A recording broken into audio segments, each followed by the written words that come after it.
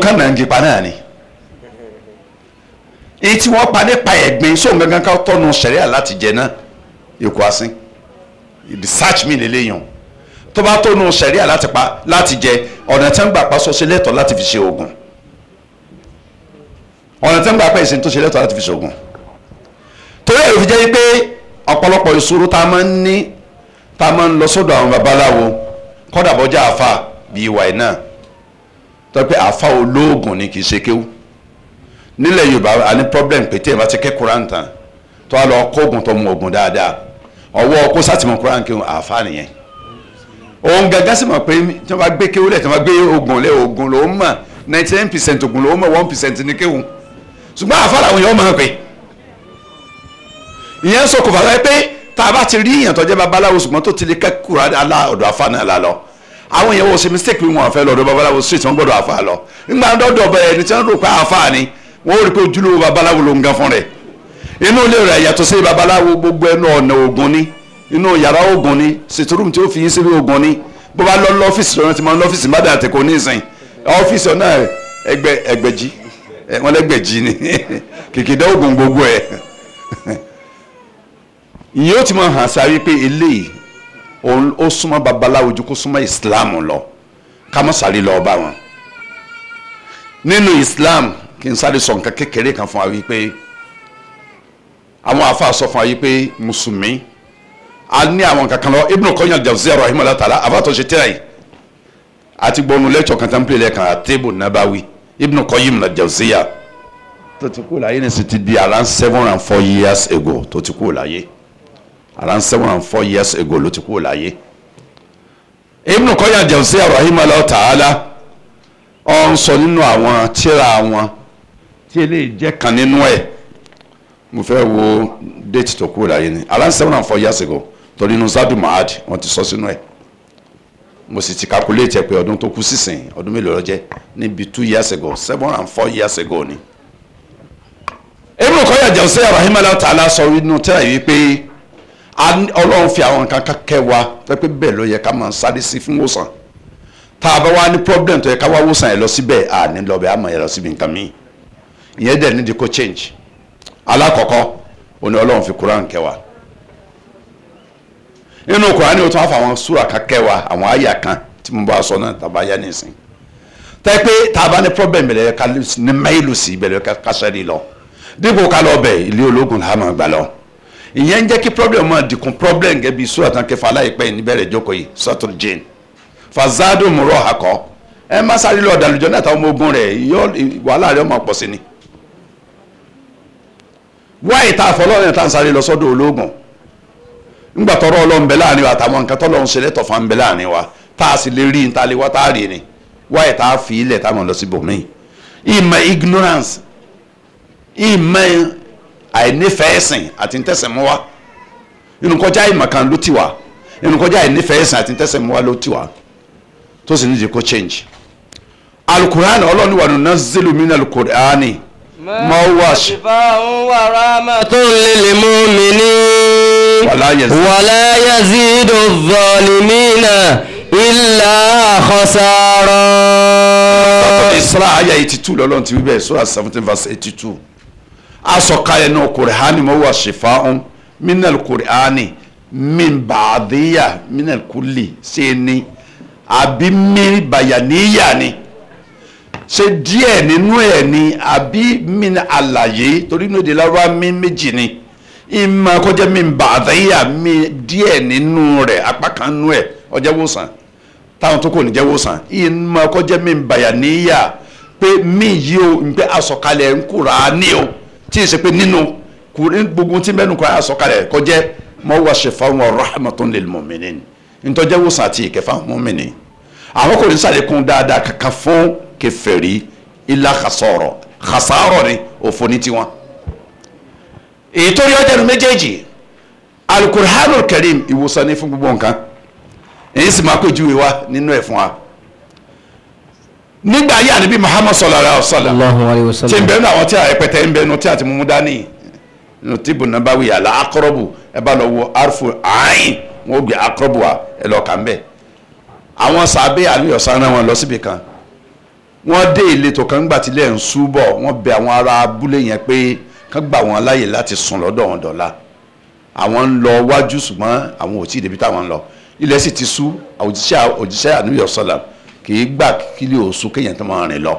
ẹ̀ẹ́dùn òsùn lójú ọ̀nà ni nígbà tí lọ́ọ́ sì ti sọ pé abúlé la dé ẹgbàá láàyè ká sùn bí dàárọ̀ káwọn bá rìn wá lọ́wọ́ ní kò sáyé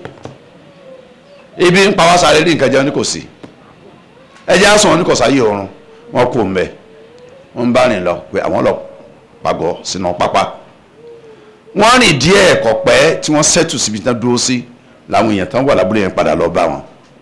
pé ẹ gbà wá kí ni tó dé wọn ní àkéèké ṣàkéèké náà níjẹ́ ní dáírẹ́tì wọn bí àkéèké ọ̀tá olórí àwọn sẹ́yìdù ara abúlé yẹn baálẹ̀ ẹ̀bẹ̀ sáré amínkúmímọ́ wọ̀rọ̀ ọ̀kìn sáré ntọ́mọ̀ nǹkan ké nínú yín àwọn aláwí bẹ́ẹ̀ o tó pé máa fẹ́ ọkọ̀ fọ̀ náà rúkìá náà wọ́n ń pè sáré ntọ́mọ̀ nǹkan ké sórò àkéèké nínú yín àwọn sàbí lọ́wọ́ wọn làwọn tó yẹn lékè sí àmọ́ àtọ̀rọ̀ kásùn lọ́dọ̀ yẹ ẹ̀fọn aláyè àtọ̀rọ̀ kẹfà léńjẹ bí ń pa wáyé ní òsì àwa náà ò ní ké nǹkan fún yà àfi tẹ ẹ bá sì tà ti fa ní nǹkan lórí ntabakẹ́ àwọn òfin ní nǹkan kílẹ̀ fà wọn ni agbẹ̀rún kọ̀tí àtúmínà lọ́gọ́nà mi hadisi Sahih Muslim ni àfọ̀ ní kọ̀tí àtúmínà lọ́gọ́nà mi agbo ẹran kan nú èdè lábàá ní kọ̀tí àti Ibn Qayyim sọnù tíra tébù Nabawi ó ní àgùntàn 40 ní jẹ́ bẹ́ẹ̀ àfọ̀ yín sábẹ́ kan ní mọ̀mọ́ tí màá ké sí wọn ní kọ́lọ̀ ọ padà sínú abúlé wọn lọ kí Suratul Fatiha Imam Malik rahimahullah ta'ala ọ̀nbẹ́nu tí a ti mọ̀ gbé sáájú torí tí a mọ́sábì mọ́ Malik ní tíra ẹ̀ aṣáájú àdàbí ṣẹ́gi sálà àbúṣẹ́dì ó ní ń gbòde bí iyyaka na'budu wa iyyaka nasta'in ọ̀dákẹ́ lẹ́ẹ̀kẹ́ni ó tún bẹ̀ Suratul Fatiha tó dé bí iyyaka na'budu wa iyyaka nasta'in ó tún dákẹ́ ó tún ké débẹ̀ lẹ́ẹ̀kẹta òru àkékè bẹ́ẹ̀ sì ní jáde kúnnù ara olórí abúlé yẹn òru ẹ̀ sàn jáde pátá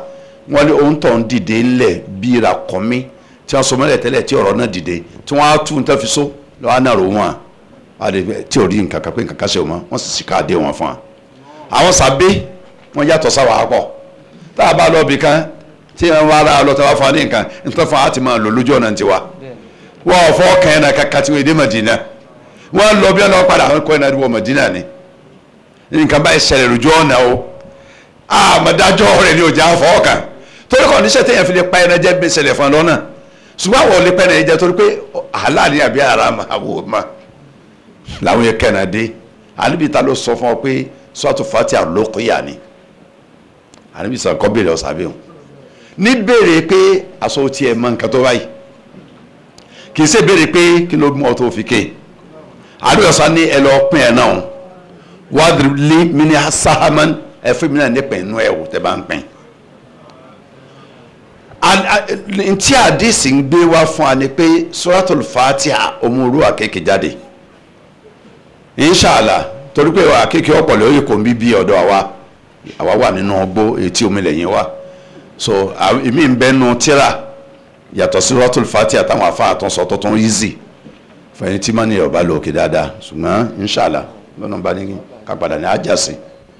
ìyẹn jámọ̀ pé Suratul Fatiha àbí Kùránì lódìdí ìwòsàn lọ́jẹ́ kí là ń sáré ká sí. wọ́n ṣàṣìyàn Ànábì sallallahu alaihi wasallam. Labid ibn Asam la'natullahi alayhi Yahudi ni wọ́n fi kóòmù ìyarun Ànábì sallallahu alaihi wasallam wọ́n lọ fi ṣe oògùn àwọn afáàsì sọ báwo náà ṣe kí ni wọ́n fi ṣe èso dàbínù tó sẹ́ẹ̀so lórí igi ó wà lára ẹ̀ díẹ̀ lára arun rẹ̀ tó yé wà lára kóòmù yẹn wà lára rẹ̀ àtàwọn nǹkan méjì mi tó kó mọ́ wọ́n fi sàṣì kàánù yìí já mẹ́ẹ̀ èyí ọ wà lójú kan náà tára ò gbé bí ṣe ránṣẹ́ sí ẹ̀ńtẹ́yìn ó jì báyìí tí ò ní lè dá dìde ńlẹ̀ wọ́n á tún dàbí ìgbà tí ń bẹ lórí obìnrin màlẹ́kà jíbi wàá dé alẹ́ ìsàràwá dúró síbi gbèrí ẹ̀ ṣé kí n fi mọ̀ ọ́ nǹkan tó kè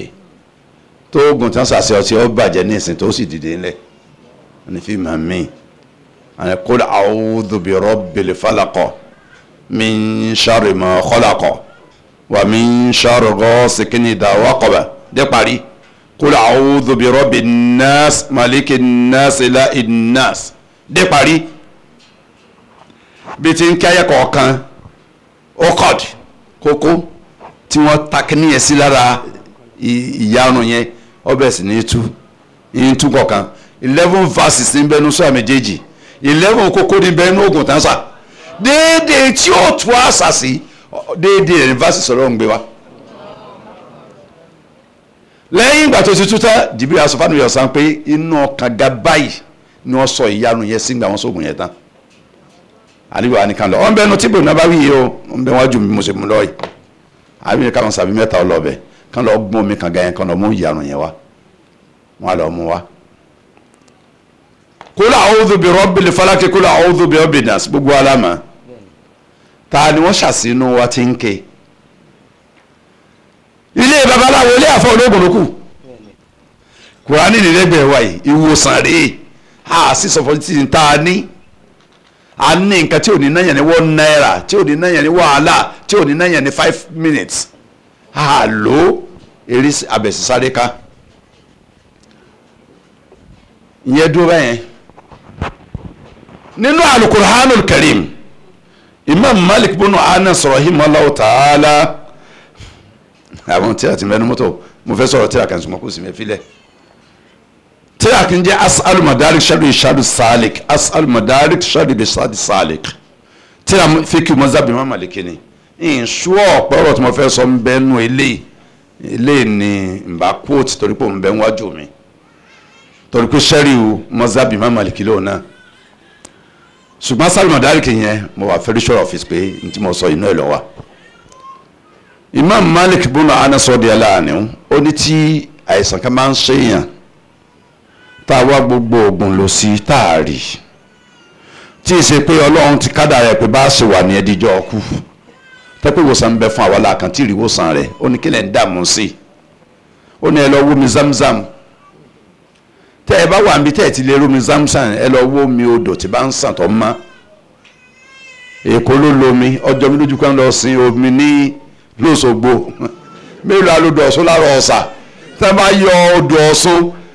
100 lára Ọ̀ṣà tó omi tó lọ lẹ́pẹ̀tẹ́ ni ọba tó dá omi lọ́yẹ kásìn kì í sin omi tó lọ ń dá èyí ṣe táráyé lọ sin odò wọn láwọn ọlọ́sùn mo ní tí yín ò da mọ́tẹ́ ń ṣe ọba tó dá odò Ọ̀ṣun tó dá Ọ̀ṣà tó dá òkun lọ́yẹ kẹ́sìn ìwà rẹ̀ ń sin omi sí àìníla àkáyè ní kẹ́hìn lọ sin omi àbí kọ́ máa sin ṣègìdì àbí ó máa sin àpáta àbí ó máa sin òrùn àbí ó máa sin òṣùpá àìníla àkáyè nínú sọ́tò Fussilat Surah 41 Quran ayah 36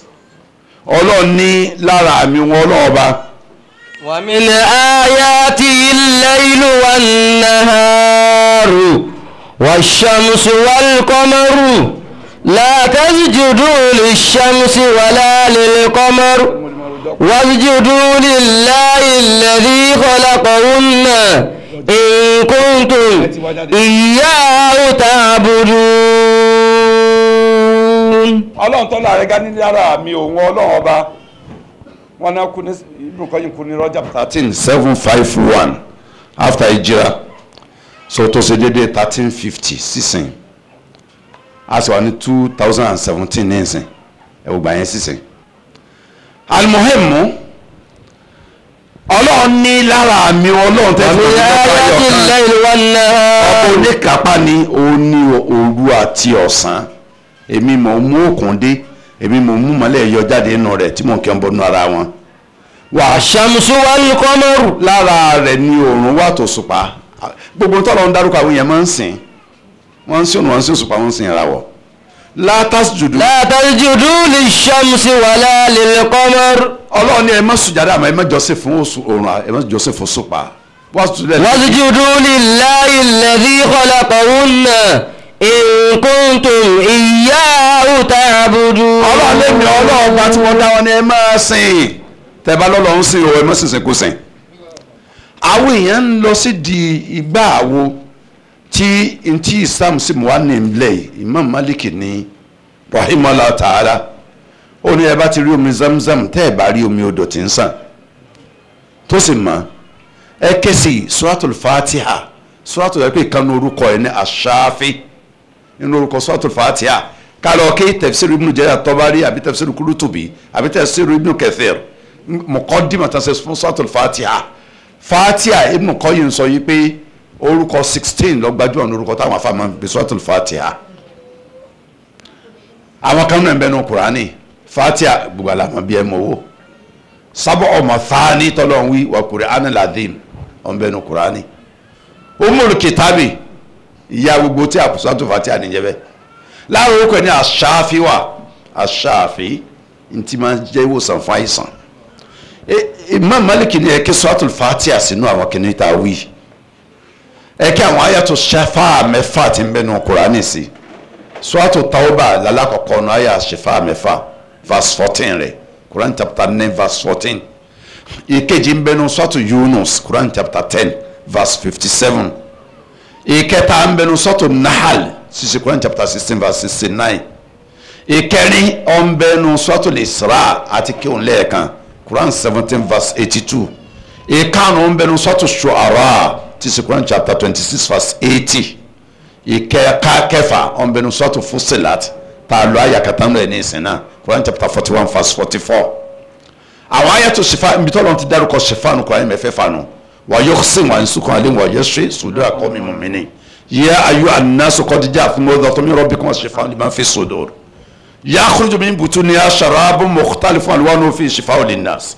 wa nunazzilu min al-Qur'ani ma huwa shifa'un wa rahmatun lil-mu'minin wa idha maritu fa huwa yashfin wa la ja'alna al-Qur'ana ajamiyyan laqulu la fussilat ayatu ajamiyyun wa arabiyyun qul huwa lil-ladhina amanu hudan wa shifa'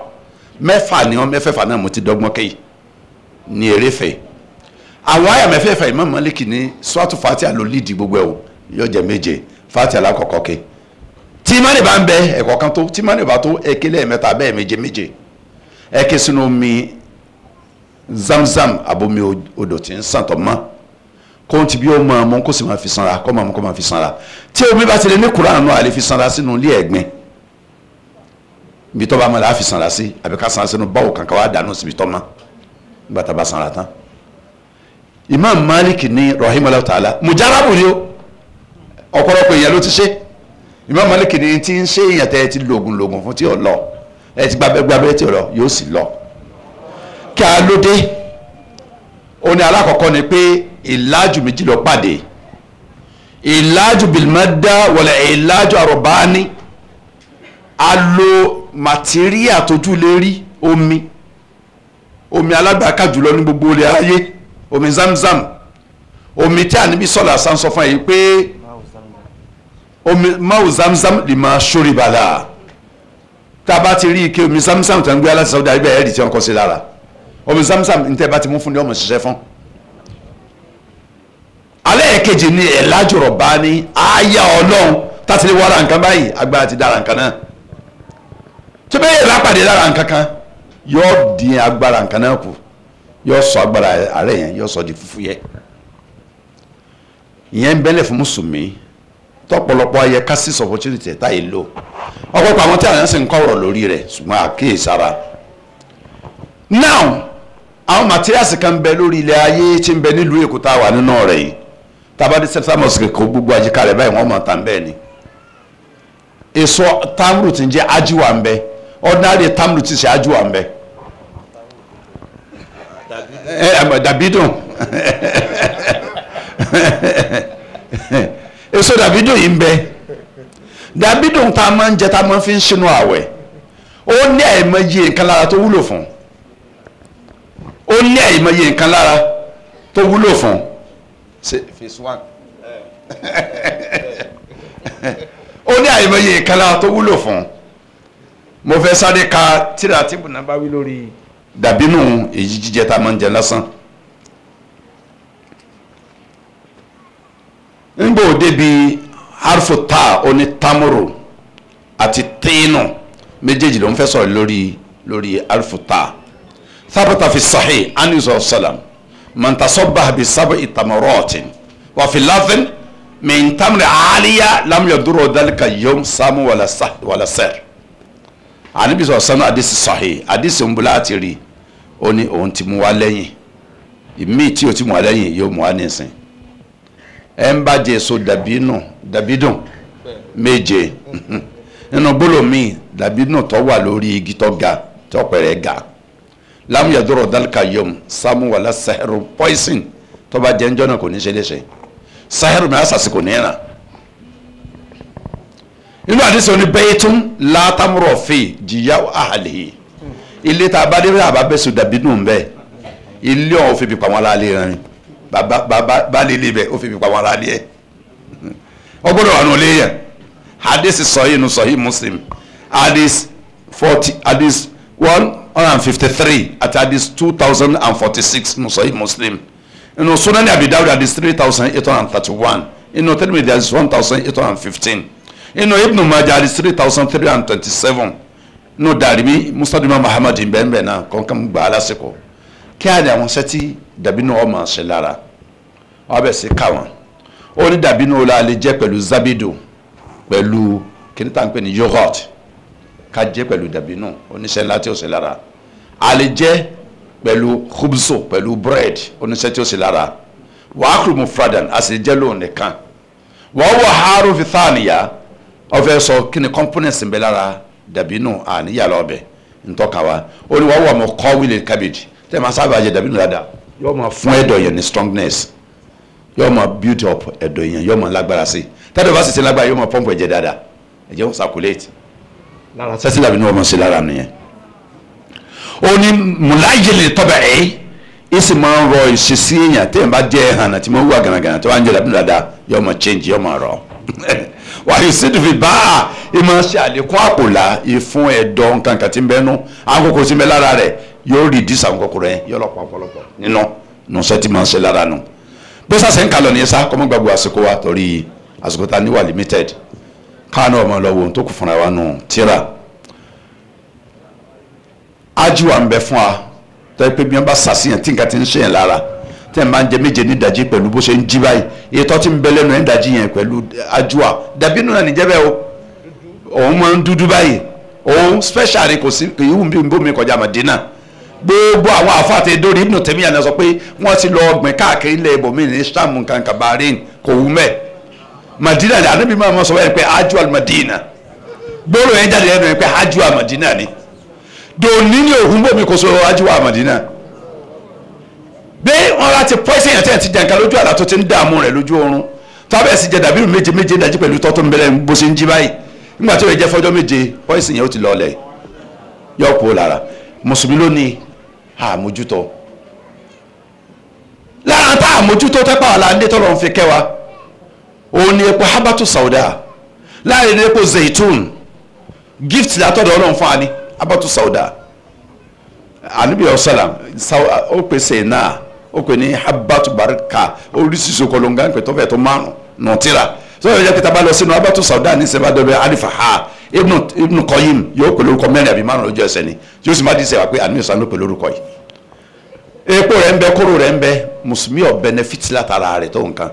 ó dìgbà táwọn kiri bá tó gbọ́n tí ń bẹ lára ẹ̀ àwọn náà padà máa ta fún wa. wọ́n ti ń ṣe ọ parí wọ́n ó fi ṣe ọṣẹ téèyàn ó fi máa wẹ̀ wọ́n ó fi ṣe pomade téèyàn ó fi para torí àǹfààní tí ń bẹ lára ìgbẹ́ pẹtẹ táwọn àfa àti kọ sínú àwọn tẹ́lẹ̀ àtàtìjọ wa Ibn Qayyim sọ rẹ̀ pẹtẹ ń bẹ kí ni ń bẹ lára rẹ̀ iṣẹ́ wo ni ó ṣe ọwọ́ ọpá ìrọ̀ pé ṣe fáwọn ní kúlì dáìlà sam ìwòsàn ló jẹ́ fún gbogbo àìsàn pátá àfàìsàn tí ó bá pààyàn ló kù ní òní kí ọ ó ti tó lẹ́rìí lórí pé mùsùlùmí ò gbọ́dọ̀ jìnnà sí. zaitun aya zaitun bẹnu Kùránì nù suratu Nur aya 35 sura 24 verse 35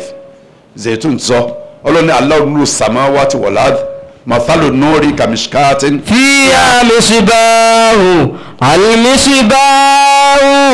fi zujajatin zujaja كأنها كوكب دري يوقد من شجرة مباركة زيتونة لا شرقية ولا غربية يكاد زيتها يضيء ولو لم تمسسه نار نور على نور يهدي الله لنوره من يشاء ويضرب الله الأمثال للناس والله بكل شيء عليم. ìròyìn àti gbọ́n ọlọ́run ní shajaratin mubarakatin zaytunatin ọlọ́run kì í ka pé igi alálùbáríkà inú tafsiru Qurtubi rahimahullah ta'ala Abdullahi ibn Abbas radiyallahu anhuma ó ní awwalu shajaratin fil ardi shajaratu zaytun igi àkọ́kọ́ lórí ilẹ̀ ayé igi kankan wù lórí ayé tó jẹ́ igi ńlá igi zaytun náà ni lórí ilẹ̀ ayé ọlọ́run la sharqiyya tí wà látàrí kì í ṣe igi ìsàbí west nìkan all corners ayé ni bó tẹ̀ pé lọ́dọ̀ àmì kò wù àmọ́ ń bẹ ní Áfíríkà bó ṣe wà ní Asia bó ṣe wà ní Europe bó ṣe wà ní America bó ṣe wà ní Australia la sharqiyya tí wà láwọn garbiyya tì igi pàtàkì èso orí rẹ̀ epo ara rẹ̀ ìwòsàn ní fáìmọ̀ yé nǹkan mùsùlùmí ò sí opportunity ń tọ́ ń bẹ lọ́wọ́ ẹ̀ nǹkan mi là ń sáré káàkiri sí tó wá dìgbà tá a bá débi ìbéèrè àwọn nǹkan tí ń ṣe èèyàn kí ni Islam wí pé ká ṣe lórí ẹ̀ ọ̀pọ̀lọpọ̀ ẹ̀ ń padà sọ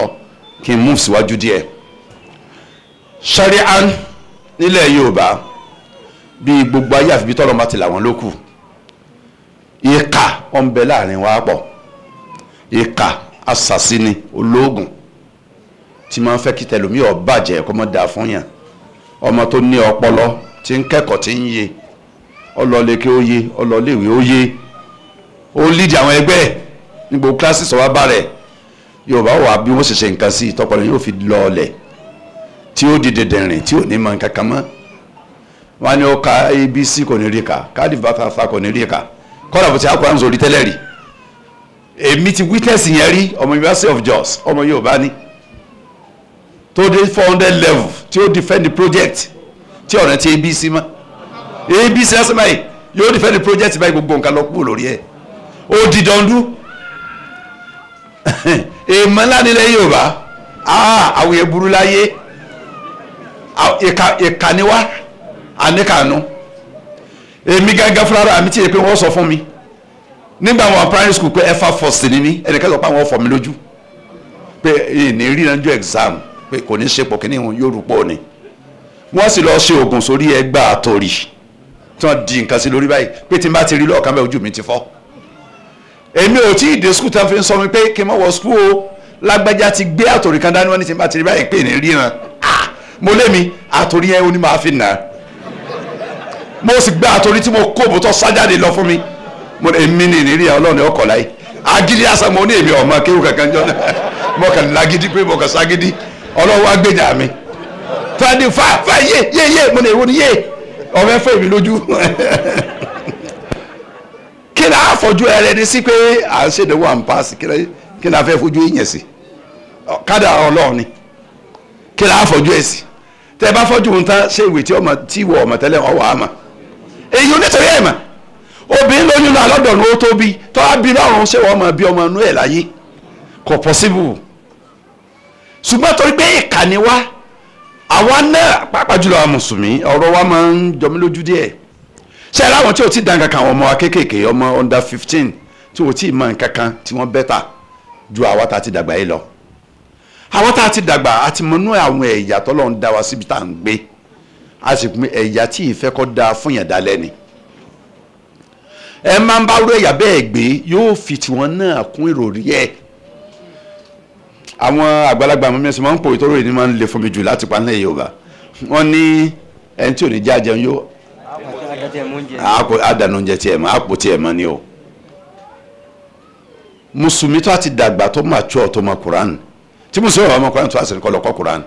mo ti dọ̀mọ́ 60 mo dọ̀mọ́ 50 ọ̀rọ̀ pé yà á lè ké Quran ọmọ ìlú Èkó Lagos Island Alhaji Dhikrullahi Chief Source Officer UCH lọ́dún tó ti pẹ́ bí around 1995 àbí 96 náà retire ní UCH after 34 years in service ọmọ 67 years ni wọ́n dà tí wọ́n fi ake Quran ní Central Mosque ọjà Ìbàdàn wọ́n náà fẹ́ padà sí kòlẹ́ ntọ́mọ Quran ní pé kò dáa káwọn wá Ìbàdàn káwọn kó Ìbàdàn láì mọ Quran ní èké gbogbo àwọn mẹ́sà àwọn níbi iṣẹ́ àwọn ní mọ̀ ń tẹ̀lé wa Quran wọ́n á wá sí Quran ní class oní 3 months sẹ́yìn fi mọ́ oṣù mẹ́ta ake Quran wàláì second wọ́n ṣe inú àwọn méjì wọn lọ́dún náà láàrin 42 students wọ́n jọ jáde pọ̀ lẹ́ẹ̀kan náà after 3 months àwọn náà second ọmọ kan jẹ́ Uthman àfa musami mọ ọmọ yẹn Usman yẹn níjọ́ náà lọ ọmọ ọdún 9 ni màmá rẹ̀ sunkún ní tá a fi gbà tó ra sọ pé àyè gbọmọ kéékèèké báwọn tó ti wà lẹ́nu ọ̀sẹ̀ tán ti kú ní secondary school sókè ni wọ́n ń ké torí pé ọmọdé ò lè fọ kọbi ara sí Quran láti kọ́ lóṣù 3 àwọn àgbàlagbà ni màmá ẹ̀ sàní rárá pé yọ sàkè ọmọ ẹ̀ lọ first Alhaji Dukure lọ second mo dàgbà wọn pé àdéké Quran a nídìí Quran pa a nídìí Quran fún káfí mẹ́ẹ̀sìn a nídìí Quran pa àfi bẹ́ẹ̀ lọ́hùn a nídìí Quran pa àfi ṣèwádìí fáwọn yẹn a nídìí àìmọye ká fẹ́ lo Quran fún tí ó wúlò fún wa alimohemu àgbà òdi wa lọ́wọ́ ẹ̀ ká lọ ké Quran àwa mùsùlùmí lójoojúmọ́ tilẹ̀ bá ti mọ́ báyìí nítorí àṣàṣe àwọn ẹ̀dẹ́ ènìyàn mo fẹ́ ẹjẹ́ ń sáré kakínẹ́ kan nù tẹ́lẹ̀ bíi ta'aluj ń bẹ nínú tẹ́lẹ̀ aṣíyàtúlà dàwé tí mo gbé síwájú yìí sẹ́rí risala ni o risala Abu Zaidi volume 2 ok volume 2 rẹ̀ so eléyìí ni commentary tí wọ́n ṣe fún tẹ́lẹ̀ àti jẹ́ àrísálà tẹ́lẹ̀ àfikè àrísálà commentary rẹ̀ kan náà àwọn commentaries tó ní òní aṣíyàtúlà dàwé táwọn olóòkan yìí inú page 451 ni ta'aluj wa ta'aluj onani báàbò fi ta'aluj ọgbọ̀rọ̀ ìwòsàn pé ká ṣe ìwòsàn fún nǹkan mo fẹ́ ka àwọn kankan bẹ̀ tọ́lọ́mbá ní kí n rí wọ́n ní àdánwò ń bọ́ mẹ́ẹ̀ẹ́dẹ́yìn àtọ̀dọ̀ àwọn àlùjànnú sì ń bọ́ mẹ́ẹ̀ẹ́dẹ́yìn àtọ̀dọ̀ àwọn àjẹ́ lórílẹ̀ ayé àníbi kíkẹ́ àti gọ́nà nǹkan lọ bá sọ pé lọ́wọ́ sábàkọ̀ ṣẹ́nu kọ́dá la sábàkọ̀ tó láàyè tábìlì kankan bá ń bẹ tí ó di kádà lọ́wọ́ tí òfin ní í ṣe àwọn àjẹ́ ní ìbá di lọ́wọ́ walakin qadarullah àmọ́ lọ́n ti pè bò lórí ẹ̀dá wọ́n kàn dílé ntó lè fẹ́ ṣẹlẹ̀ síyàn ni kádà ọlọ́run ọ̀sẹ̀ kò sọ́gbọ́n tán fẹ́ dá sí pé kádà ọlọ́run ní sẹ́ àjẹ́ mẹ́ẹ̀ẹ́dọ́gbọ̀n àjẹ́ 1 million tó bẹ́ẹ̀ àmọ́ wọ́n fìtínà ẹni tí ó di ńlá kó tó di ńlá ojú rẹ̀ ó rí máa bò nílẹ̀ Yorùbá ní ẹni tí ó gùn ẹsẹ̀ rẹ̀ ó tẹ̀rín ni àdébí sọ̀rọ̀ ọ̀sà ó ní ta'awanu rárá o ó ní mo fẹ́ ìbẹ̀rẹ̀ àdìsí ẹ̀kan mo fẹ́ lò àyà Kùránì lẹ́nu mi lọ́bẹ̀ wọn ista'inu ala qada'i hawaijikum bil kitman fa inna kulla dhi ni'matin mahsud àwọn kan pàdé sùn da'if ni Ibn Majah gbà wá wọ́n sì wọ́n da'if ni àwọn kan ní sọ pé da'if gbà Hasan ad-Dari dìgẹ́rì ni pé ọ̀dà àṣùmọ́ àdìsí mi lọ support ẹ̀ tẹ́ dà kí ni ìtumọ̀ àdìsí wọn àníbi ni ẹ wá ràn ṣe Ọlọ́run lórí bùkátà yín pẹ̀lú ẹ̀fẹ̀numọ́nu mo sì gba contract kan ní ìsìn ní 150 million tí wọ́n bá parí iṣẹ́ yẹn tí wọ́n bá jèrè 40 million ṣe báyìí wọ́n sọ fún àwọn èèyàn àwọn bàbá kan ìyá kan bẹ̀lẹ́gbẹ̀rẹ̀ pé njọ́ tí a lọ fẹ́ ya rẹ̀ níyàwó ọmọ mi ti ń jẹ́ báyìí ọmọ ti ń rákòrò njọ́ náà lọ ta ká tó lọ fẹ́ ya rẹ̀ níyàwó eléyìí ní àdìmíràn ẹ̀ lójú ọmọ tèmi tí ó ti di 1000 naira contract wọn ò ní bọ́ sí bọ́ bá bọ́ sí kò ní farare lò àwọn kan ti mẹ́mẹ́ ilẹ̀ Yorùbá àtẹ́pẹ́ ní tí a máa ń ṣe nù. ebi agbára sọ pé ọmọ kan pé